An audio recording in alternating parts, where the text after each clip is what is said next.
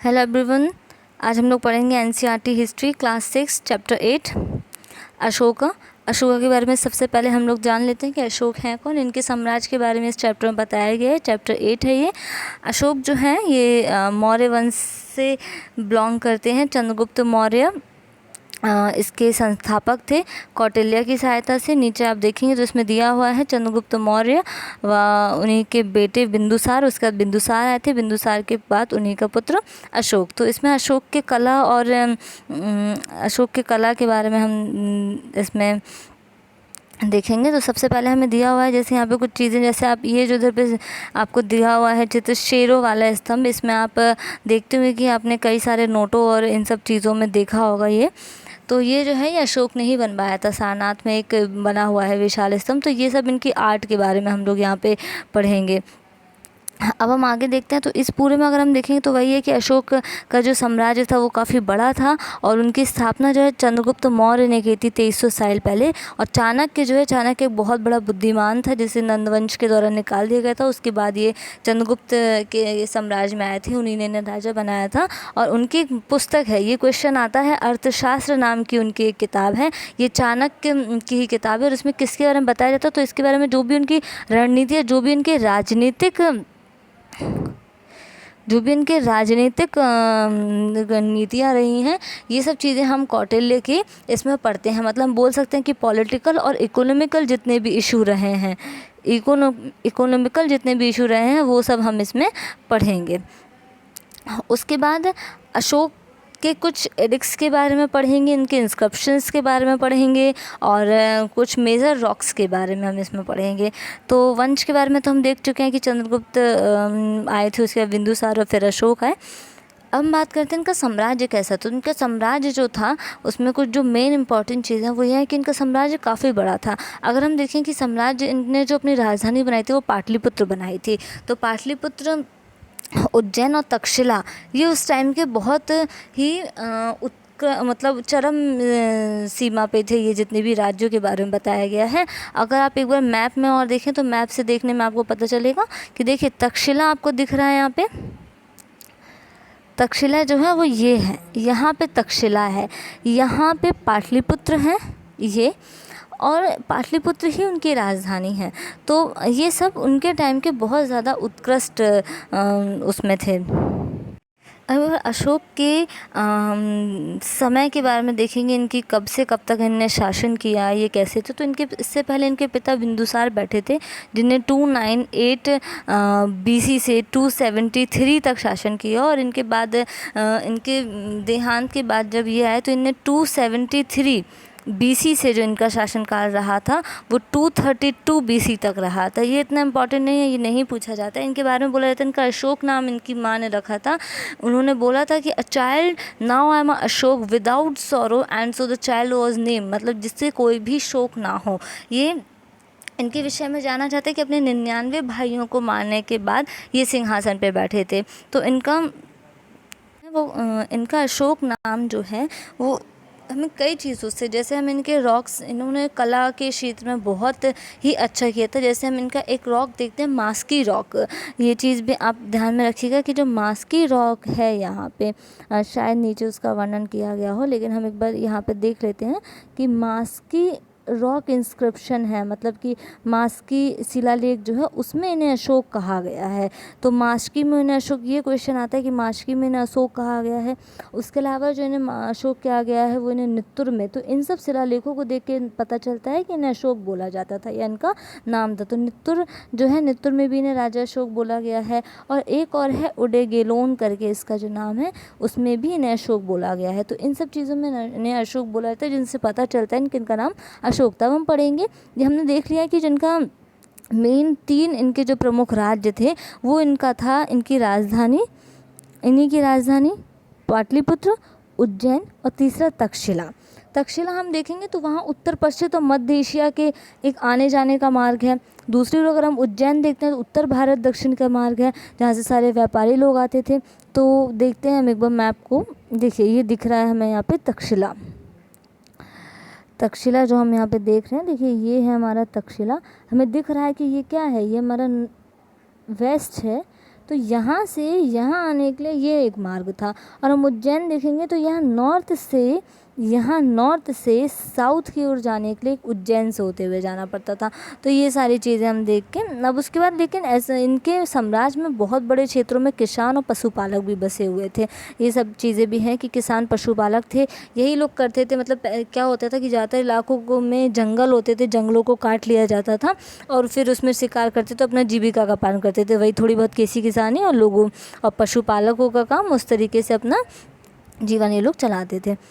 अब कुछ चीज़ें हम देखेंगे जो ब्लैक में दिए हुए हैं यहाँ पे, जैसे पाटलिपुत्र दिया हुआ है, तक्षशिला दिया हुआ है, उज्जैन दिया हुआ है, ये इनके प्रमुख नगर हैं। और जो रेड में दिए हुए हैं ये सब क्या हैं, ये सब यहाँ से हमें इनके रॉक्स के बारे में पता चलता है, इनके आर्ट के बारे में पता चलता है, जैसे मानसेहरा, शाहबाजगिरी, ये सब इनके कुछ इम्पॉर्टेंट रॉक्स हैं।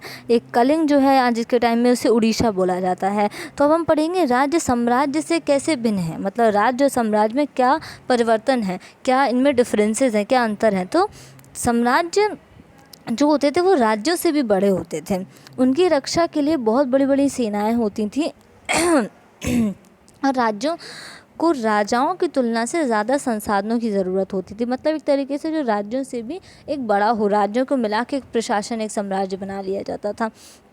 तो हम आगे देखते हैं कि राज्य का प्रशासन कैसा होता था। तो मौर्य साम्राज्य हमने देखा है कि बहुत बड़ा था। इससे पहले जो चंद्रगुप्त मौर्य थे या फिर जो बिंदुसार थे वो भी एक बहुत अच्छे राजा थे। तो उनने ऑलरेडी इतना बड़ा अपना कर रखा था शासन। उसके बाद जब अशोक आए तो उन्होंने और अपना साम्राज्य का विस्तार किया। तो पाटलिपुत्र और उसके आसपास के इलाके जो थे वो संभालते थे सम्राट उसे संभालने के लिए क्या करते थे, अधिकारियों को रख दिया करते थे। अधिकारी जितने भी खेती किसानी से जो कर आ रहा है या व्यापारियों से जो कर आता था उन्हें इकट्ठा करते थे। तो यहाँ का जो देखते थे वो सीधा राजा के नियंत्रण में होता था। मतलब यहाँ के अधिकारियों को भी ये देखते थे, यहाँ का जो भी जैसे चल रहा है वो सब ये देखते थे। और जो थोड़े दूर दूर के होते थे उसके लिए क्या करते थे, कुछ और अधिकारियों को रख दिया करते थे। अब इनके राज में क्या होते थे, जासूस भी होते थे, उन्हें क्या बोलते थे, संदेशवाहक। ये क्या होते थे, एक जगह से दूसरी जगह पे घूमते थे और राजा के जासूस अधिकारियों पे ये लोग क्या रखते थे, नज़र रखते थे।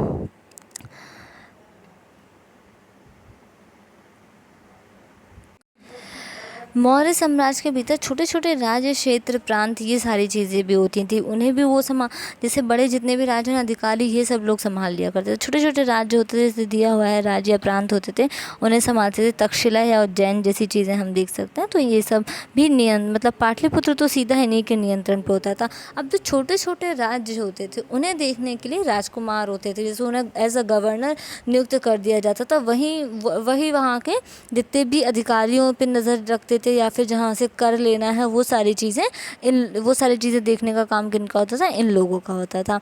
उसके प्रादेशिक केंद्रों के बीच विस्तृत क्षेत्र। तो अब देखो क्या होता था, यहाँ पे मार्गों, नदियों पे भी नियंत्रित करने के लिए कुछ सैनिक वहाँ पे रख दिए जाते थे कि वहाँ से जो लोग भी आ रहे हैं, जा रहे हैं, या जो भी संसाधन ले जा रहे हैं उस पर नज़र रखी जाए।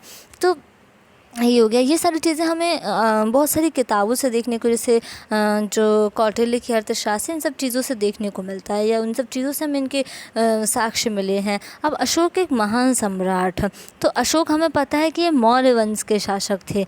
यही चीज़ है कि मौर्य वंश के शासक थे, ये चीज़ आप देखना। इसके संस्थापक चंद्रगुप्त थे, उसके बाद जो आए हैं वो कौन आए हैं, बिंदुसार आए हैं, और उसके बाद जो है वो अशोक हैं। वह ऐसे पहले शासक थे जिन्होंने अभिलेखों को, अभी तक अभिलेखों के बारे में इतना किसी ने भी नहीं किया था, लेकिन जब ये आए तो इनने अभिलेखों के ज़रिए अपने संदेशों को देना शुरू किया। और इनकी जो भाषा होती थी वो प्राकृतिक या ब्राह्मी लिपि होती थी। ये सबसे ज़्यादा मेन है, इतना में नहीं पढ़ना है। अब आता है अशोक का कलिंग युद्ध। तो कलिंग युद्ध, इसका सन पूछा जाता है कि किस टाइम हुआ था, तो याद रखिए 261 BC में ये हुआ था कलिंग का युद्ध। और यही वो युद्ध है, आज के टाइम पे जो कलिंग है उसे उड़ीसा बोला जाता है। तो आज के टाइम पे जो है इसे उड़ीसा बोला जाता है। और यही वो युद्ध है जहाँ से लड़के आने के बाद इन्होंने खून खराबा देख के युद्ध छोड़ दिया था और इन्होंने शांति के लिए बौद्ध धर्म अपना लिया था। अब उसके बाद होता है अशोक का धर्म क्या है। तो धर्म में क्या होता है, धर्म में जो है वो एक तरीके से देवता की पूजा, किसी कर्मकांड की आवश्यकता नहीं होती। उसमें कुछ चीज़ें सिखाई जाती हैं, जैसे अगर बच्चे हैं तो उन्हें अपने माता पिता का पालन करना है, उनकी बातों को मानना है, अपने गुरु को मानना है, अगर कोई राजा है तो प्रजा की वो करे, प्रजा का ध्यान रखेगा। तो ये सारी चीज़ें वे बुद्ध के उपदेशों से प्रेरित हुए, तो उन्होंने बुद्ध धर्म को पूरी तरीके से अपनाया था। ये क्वेश्चन आता है कि अशोक जो है वो किस धर्म को मानते थे, तो इसे मानते थे, बौद्ध धर्म को। अब क्या हुआ, लेकिन बहुत सारी समस्याएं भी हुई कि लोग जो थे उनमें आपस में टकराव होने लगा। जैसे अगर कोई एक बलि चढ़ाना भगवान को देना मांग रहा है, लेकिन दूसरों की नज़रों में एक क्रूर व्यवहार है, तो इन सब चीज़ों से कुछ लड़ाई झगड़े भी इस चीज़ पे हुए। उसके बाद लेकिन यही है कि इन्होंने धर्म को अपना लिया था। धर्म के प्रचार के लिए इन्होंने, अगर हम देखें तो यहाँ सीरिया, मिस्र, ग्रीक और श्रीलंका में अपने दूत भी भेजे थे।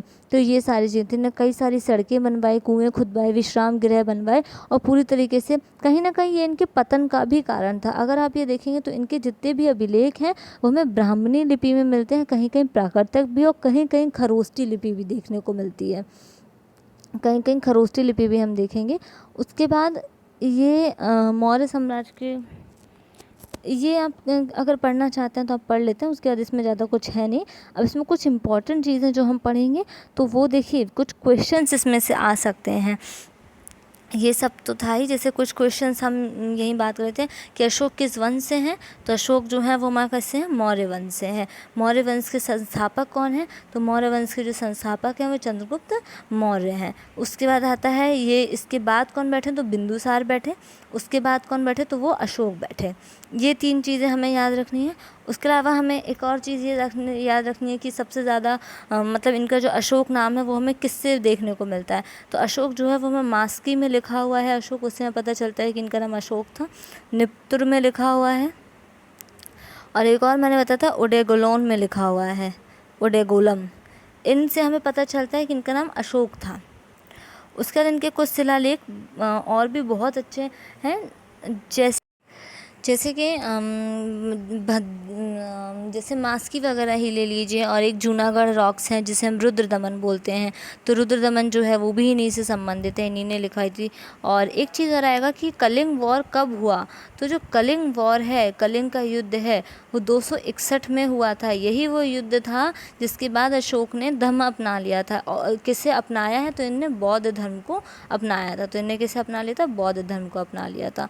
और कलिंग को ही आज के टाइम पे उड़ीसा बोलते हैं। तो बस ये इतने ही क्वेश्चन आपको इसमें से पढ़ने हैं। आगे हम नेक्स्ट चैप्टर डिस्कस करेंगे हमारी नेक्स्ट वीडियो में।